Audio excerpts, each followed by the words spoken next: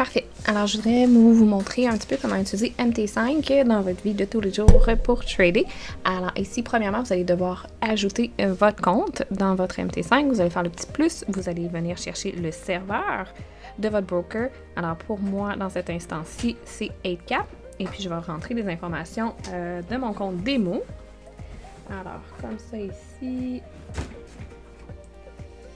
Et puis ça, vous allez recevoir ces informations-là dans un courriel vraiment là, de 8Cap. Alors, c'est pas les informations que vous allez avoir pour rentrer dans votre dashboard de 8Cap, mais c'est vraiment un courriel spécifique pour des logins pour rentrer dans votre MT5.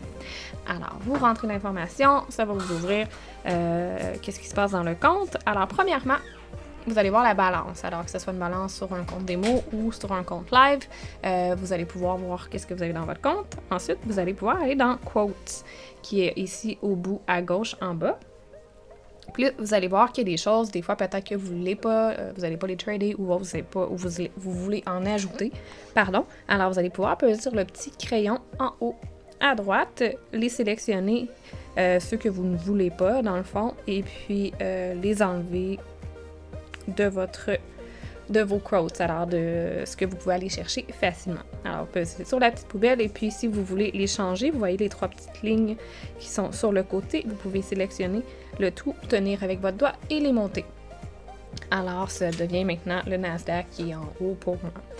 Alors, vous pouvez retourner. Alors, vous voyez maintenant, c'est le Nasdaq et les autres devises ou les autres indices de ce côté-là. Alors, si vous tenez votre doigt sur le symbole et vous relâchez, vous allez avoir les fonctions Trade, Chart, Details et Statistiques qui vont s'ouvrir. Alors, bien sûr, si vous voulez trader, vous pesez dessus. Vous allez pouvoir venir choisir votre lot. Alors, vous pouvez peser sur plus 0.1, moins 0.01, etc. Là, tout dépendamment. Venir vous setter un stop loss, take profit. Et puis, vous pouvez voir ici, vous avez Market Execution. Si vous pesez, vous allez pouvoir choisir Buy Limit, Sell Limit, Buy Stop, etc. Alors, admettons comme ça, vous mettez vos prix, vos TP, et puis vous faites Sell, Buy, tout dépendamment de ce que vous voulez faire. Alors ça, c'est pour dans Quotes, comme ça ici. Ensuite, si vous allez dans la chart, alors vous allez dans le Nasdaq ici, comme ça.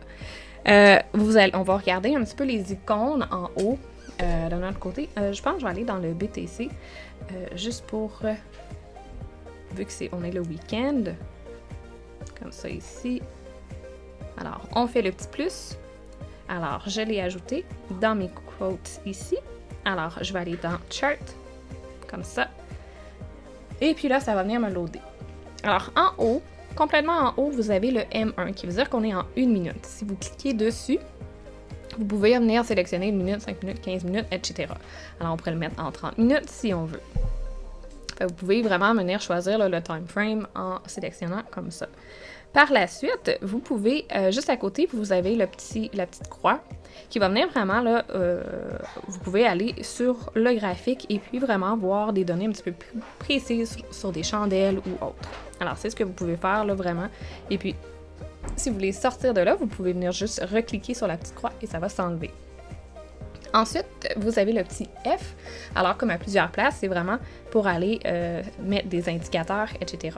Fait que vous pouvez peser sur le bouton Edit et puis vous pouvez peser sur le petit plus et ça va vous donner là vraiment des indicateurs qui sont disponibles. Alors, si vous voulez avoir le RSI, oscillateur, vous faites Done et puis vous pouvez voir maintenant, il est en bas sur votre graphique. Fait que comme ça ici, si vous voulez l'enlever, vous retournez dessus, vous pouvez le glisser et faites Delete. Alors, il va s'enlever sur votre graphique. Ensuite, vous avez le cercle carré triangle qui est juste à côté. Si vous pesez dessus, vous pouvez venir faire des lignes. Alors, si vous voulez mettre une ligne comme ça, vous pouvez la glisser. Si vous tenez la ligne comme ça ici, vous pouvez venir choisir Properties, propriété là en français, et puis vous allez pouvoir choisir la couleur, etc. si vous voulez la mettre à un point précis sur le graphique, etc. Choisissez pointillé, plein de choses. Alors comme ça ici, et puis vous pouvez ajouter là, plein d'autres choses bien sûr. Ensuite, ici, vous avez le petit cercle en haut qui a l'air d'une petite horloge. Alors, comme ça ici, vous pouvez faire buy limit, etc. Ça se retrouve en bas. Alors, vous pouvez peser sur le buy limit. Vous pourriez peser sur le sell stop. Et vous pouvez venir là, ajouter des stop loss, TP, etc. Là, en les glissant par la suite, vraiment, sur votre graphique. Alors, ça vient vraiment comme tout mettre sur votre graphique.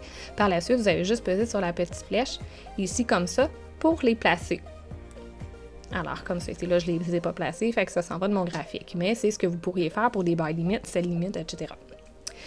Ensuite, on a vraiment le petit rectangle en haut que vous pouvez peser. Et puis ça va vous permettre de placer des ordres sur le marché à l'instant. Alors, si moi je dis, OK, je vais faire, vous voyez là, le lot qui est là dans le milieu. Alors, admettons que je ferais lot de 0.01 et je ferais sell. Accepter. On le refait. Je viens de prendre position sur le marché. Là, c'est sûr que c'est vraiment juste un sell que j'ai fait. Si je viens cliquer dessus, je pourrais en bas venir le fermer, ajouter un stop loss ou un TP. Alors, ça vient vraiment nous mettre sur le marché présentement, mais ça ne va pas mettre de stop loss ou de TP. Alors, il faut vraiment venir les ajouter par la suite. Pas comme si on met un ordre buy limit avec les deux là, qui sont déjà là. Si vous voulez fermer la position, bien sûr, vous allez venir peser sur close et puis vous pouvez venir fermer sur le petit bouton orange comme ça et votre position est fermée. Et voilà. Fait que c'est vraiment grosso modo ce que vous pouvez faire sur MT5 pour placer vos ordres. Alors, vous avez comme deux façons que vous pouvez le faire. Et puis par la suite, là, c'est vraiment de garder en tête que si vous faites du scalping, etc., d'utiliser les petits boutons, des fois c'est bien, et puis vous pouvez rajouter votre stop loss après, ou sinon, faites des buy limit, stop limit, et mettez tout ça en place avant de placer votre ordre.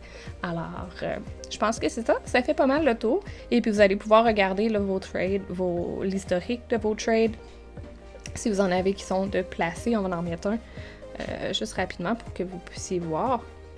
Ici, on peut voir que j'ai un trade qui roule, comme ça, on voit c'est quelle devise, c'est quoi le lot, et puis si on est en rouge comme ça veut dire qu'on est en négatif présentement, et sinon on va être en bleu pour montrer qu'on est en positif. Et puis si vous voulez fermer, vous pouvez glisser comme ça, vous pouvez venir ajuster. Alors vous pourriez venir ajouter un stop loss, un take profit, ou vous pouvez vraiment ici venir fermer la position, et voilà, et c'est fermé. Je voulais juste vous montrer un autre petit point là, pour pas que, au cas où vous n'aviez pas compris. Si maintenant vous avez une position comme ça là, que vous avez mis en exécution du marché, si vous cliquez sur la ligne où il y a votre buy, vous pouvez venir cliquer stop loss et puis juste venir le prendre et le glisser. TP, même chose, le prendre, le glisser, faites la flèche, modify. Et puis c'est fait, vous avez votre TP stop loss là, qui a été placé juste après que vous avez mis votre position sur le marché. Alors ça, c'est quelque chose qui est quand même bien là, à pouvoir faire. Vous pouvez cliquer dessus et fermer la position comme ça. Et voilà, je vais juste être sûre là, que vous avez bien compris vu que je l'avais juste montré sur un buy limit, buy stop.